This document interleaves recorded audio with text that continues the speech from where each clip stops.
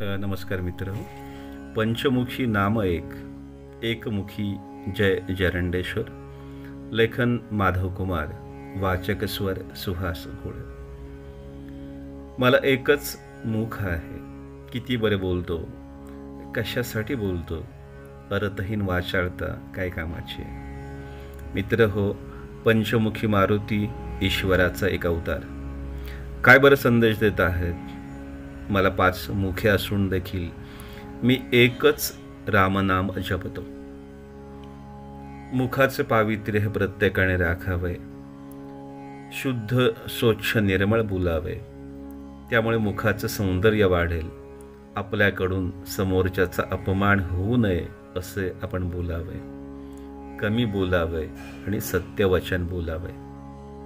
मित्र हो, बोलणे हा एक संस्कार आहे.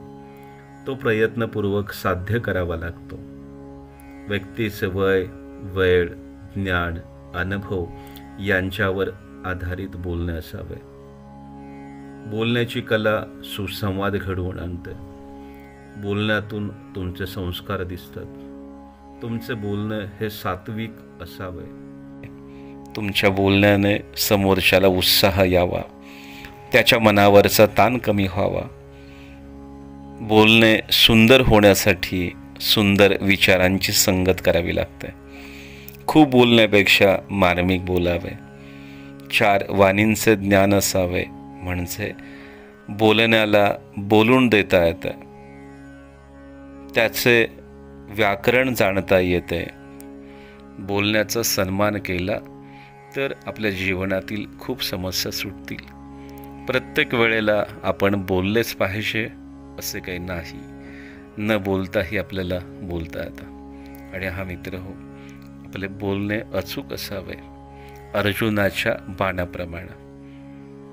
तेव्हा ते लक्षाचा अचूक वेध घेते. योग्य शब्दांची निवड, योग्य गतीनं केलेला संवाद इत्यादीमुळे आपले बोलणे हे श्रवणीय होते. तेथे योग्य विचारांचे उन्नयन होते. आणि कोठे बोलावे, आपण कोठे थांबावे याचे मर्म हे प्रत्येकाने जाणून घेतले पाहिजे. धन्यवाद.